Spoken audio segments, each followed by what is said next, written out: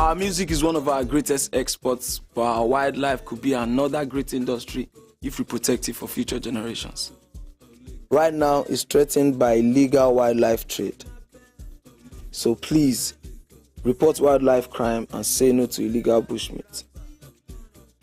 Because poaching steals from us all.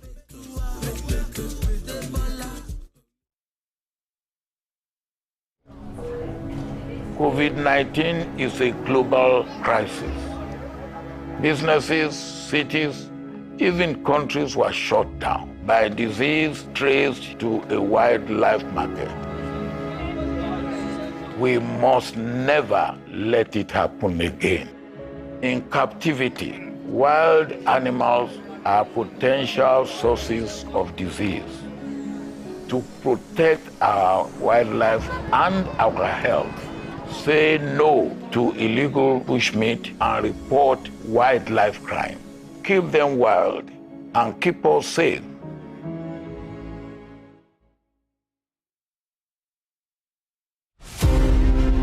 Born Jeremiah Oyeni Obafemi on March 6, 1905, Obafemi Awolowo was a prime architect of Nigeria's independence and most consummate advocate of free education and social welfare in Africa's most populous nation. Erudite politician, thinker and philosopher, Awo was fondly addressed by associates and political colleagues, brought his unique attributes to bear on governance in the defunct Western region. He administered as leader of government business and the premier between 1955 and 1958. Obafemi Awolowo's premiership witnessed pioneering in multi-sectoral policy initiatives and execution. The Western region under his administration paraded several enviable records. First television station in Africa, first real estate in Nigeria, first high-rise building in Nigeria, first modern sports stadium in Nigeria.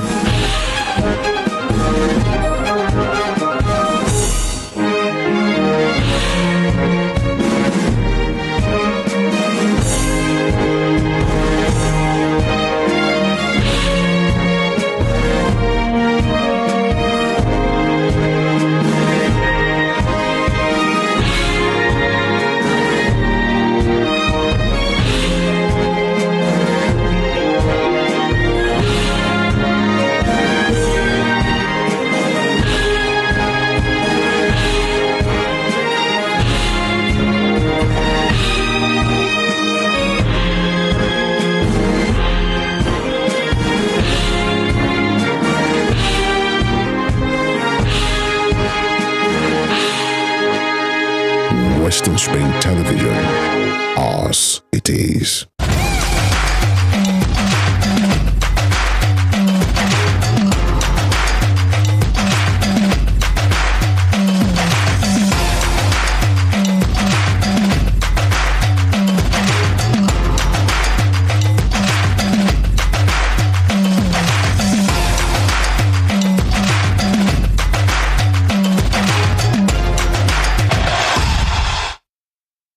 All right, good morning and welcome to the show Sports Spring on Western Spring Television, where we give you stories making headlines in the world of sport. It's the last installment for the week and it promises to be another exciting one. My name is Joseph ATEWEH saying good morning, and there's a lot lined up for you guys. Stay tuned. And of course, what else would I want to say this morning if in case you are just tuning in the Sports Spring on Western Spring Television, and once again, still in the spirit of the new month, I'd like to wish each and every one of you a happy new month. And just like Joseph ATEWEH has rightly stated, this is the last installment when it comes to Sports Spring on Western Spring Television for the week, and we're set to give you all of the stories making the rounds in the world of sports. And of course, it promises to be an interesting show, as we know that getting into the weekend, we of course have the NPFL matches, the English Premier League, and not leaving out in the world of tennis. We have a whole lot going on right there, and we'll also have another Grand Prix coming up in Formula One. All of these informations and more is what we'll be dishing out to you this morning. My name is NENGI ERNEST-ADEMOLA. Thanks for joining us this morning. Well, of course, you know, it's a tradition that we start from the local scene, and most times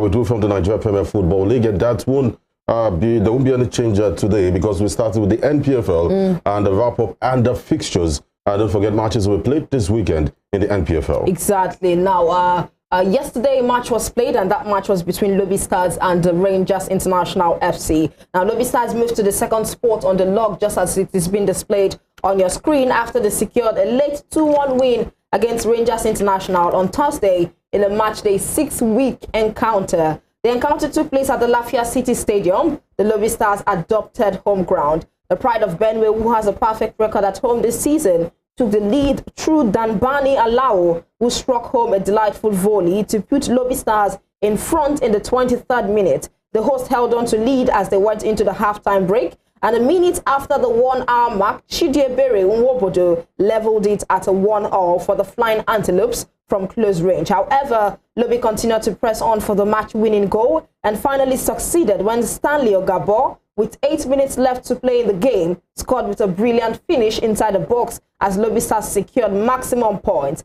The victory moved Lobby Stars to second position on the log with 11 points from 6 matches, while Rangers, after the defeat, dropped to third on the log with 10 points after 6 matches played. Of course, that's the match day 6 table being displayed on your screen. And just like Joseph has rightly stated, we'll stand to see a whole lot of fixtures for on Sunday this weekend. By 4 o'clock, of course, it is normal that matches will start across all designated centers, and would have Abia Warriors against Katsina United, Aqua United against Plateau United, Bendel Insurance FC against Remy Stars. And of course, Joseph, this is one match that we need to look out for: Bendel Insurance against Remy Stars. Remy Stars currently occupying the first in the NPFL table after match day 6 by defeating 3SC Shooting Star in that derby. They were able to, claim the bragging rights right there. I think they scored as much as 3 goals against 3SC Shooting Stars. But this time around, Bendel Insurance, of course, welcomes them in the Samuel Ogbomedia Stadium on Sunday by 4 p.m. Joseph. Well, we can't wait for that game. Big clash, Bendel Insurance versus Remo Stars. And to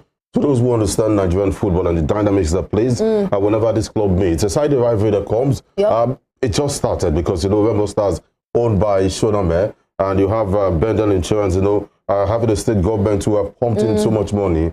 These guys have always played on good toughs. They have the players. So it's going to be an interesting, but at least we are going to see something different from the norm in terms of the style of play, the passes, and the efficiency of these guys. So if you want to see at least something decent, a decent style of play in the Nigerian Premier Football League, that's the game you should be watching. Absolutely. Once again, that game is Bendel Insurance versus Remy Stars. And of course, getting into other games, we know that Enugu Rangers will take on Heartland of Owerri. Eyimba will take on Kwara United. Gombe United will also stand to face Doma United. Rivers United FC, of course, will welcome Sunshine Stars to lock horns with them. And we also know that 3SC Shooting Stars, who suffered a defeat in the match day 6 against Remy Stars, will now take on Niger Tornadoes. And definitely Sporting Lagos will go against Kano Pillars. I think Sporting Lagos also lost their very last game in match day 6, but this time around they stand to face Kano Pillars. That's it when it comes to update of fixtures in the Nigerian Premier Football League. Once again, Abia Warriors against Katsina United,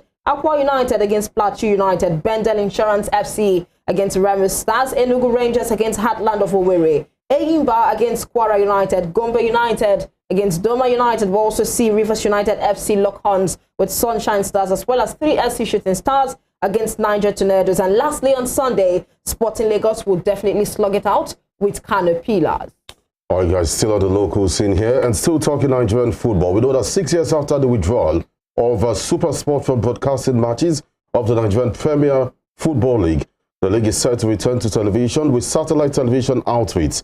Now, yesterday in Abuja, the NPFL Management Board and a popular dish signed a 5-year broadcast deal to bring the country's league matches to Nigerian homes. Now, the 5-year deal signed at Sheraton Hotel in Abuja is worth 1.6 billion and has a potential to rise by 50 million yearly. Now, according to the agreement, the popular dish owners will broadcast 2 matches of the NPFL weekly from the 18th of November, with the number of games rising to 4 from the 18th of February 2024 for the next 2 years.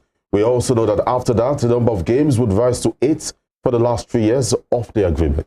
Well, that's the update coming in from the Nigerian Premier Football League. Finally, a sponsorship deal when it comes to television rights right there for the NPFL. And we do hope that we'll get the best quality out of it, talking about this new deal for showcasing matches and the popular satellite dish station. Now, moving away from that one, also let's give you updates coming in from the inaugural edition of the African Football League. I remember that Ayimba FC also featured in the African Football League, and of course they were outstared by Wydad Casablanca of Morocco, in which they played the first and second leg, and of course they were not able to do the needful for themselves. But we also know that Ayimba FC is definitely richer in terms of money, because they were given a prize after their ouster. But then again, updates, $1 million, of course. Plenty of money. That's plenty of money, to be honest. $1 million I believe they have to pump it in well, properly. They are too. I like that, but they are too. That's they should, because it's normal. They are supposed to. But in case they don't want to, they will. But $1 million is a lot of money, honestly, for a club like Ayimba. Sure, we don't know what the exchange rate looks like now. But if I'm correct, I stand corrected, it should be over 300 or 400 million. Am I correct? I think it should even be way more than that. Yeah. Of course. And still giving you updates concerning the African Football League. We also know that Wydad Casablanca withstood immense late pressure to eliminate Esperance 5-4 on penalties and book their place in the African Football League final after a dramatic semi-final. Locked at a 1-1 on aggregate, rather, the Moroccans relied on their nerve in the shootouts to progress, following a 1-0 win for Tunisia's side after extra time. The Tunisians had earlier won a string of corners as Wydad's defense clung on amidst relentless waves of pressure. Osema Boguera went close before Silva thought he had scored after firing through a crowded box, only for his effort to be disallowed for offside. So what we mean is that the Wydad survived Esperance's second leg onslaught thanks to epic defending and sheer willpower before winning the mental battle when it mattered most. Well, congratulations to them. We also know that the Moroccans will now face South Africa club Mamelodi Sundowns in Sunday's final after their incredible act of escapology. Now, Mamelodi Sundowns in the first semi-final pipped Al Ali of Egypt 1-0 on aggregates to be the first team in the final. The inaugural AFL trophy now tantalizingly awaits Wydad as they prepare to meet Mamelodi Sundowns in a mouth-watering showdown on Sunday. Well, congratulations to Wydad Casablanca and Mamelodi Sundowns for making it to the final. And of course, it's set to be another epic clash come on Sunday. And away from that, the coast is getting clear that midfielder Wilfred Ndidi will not be available when the Super Eagles open their campaign in the 2026 the FIFA World Cup qualifier. We also know that the Leicester City star has been out of action in the last 2 weeks owing to a muscular injury. And the club manager Enzo Maresca on Thursday afternoon confirmed that he would not be back until the international break. He said, and I quote, Wilfred Ndidi will be out until international break. It is also a muscular problem. It's a small team rather, but when the problem is muscular, even it's small, it's always 1 week or 2 weeks because we don't want to take any risks. End of a quote. Now, Nigeria will face the Crocodiles of Lesotho in the opening game before facing Zimbabwe in the second match. The Foxes will take on rivals Leeds United at Elland Road on Friday as they continue their quest to return to the Premier League. And they'll be doing this without the services of Nigeria international Wilfred Ndidi. And of course, talking about the 2026 World Cup qualifiers, we know that the Lesotho Crocodiles will definitely stand to take on the Super Eagles, rather, of Nigeria, and that will be on the 16th of November. We wish them all the best, but do not forget that Joseph, I think, would be without the services of the likes of Victor Osimhen and even Chukwueze. I think his availability is also questionable at this point. But then Victor Osimhen will not be available, and of course, what we just read out, the likes of Wilfred Ndidi also will be absent from that. Yeah, I agree with you, but I also feel like it's a good avenue for some other strikers, to take their position. A lot has been said about Boniface, and this is the time for him. Gift Orban also. So I feel like this is the time they should showcase their talent and prove to Nigerians, win the hearts of so many Nigerians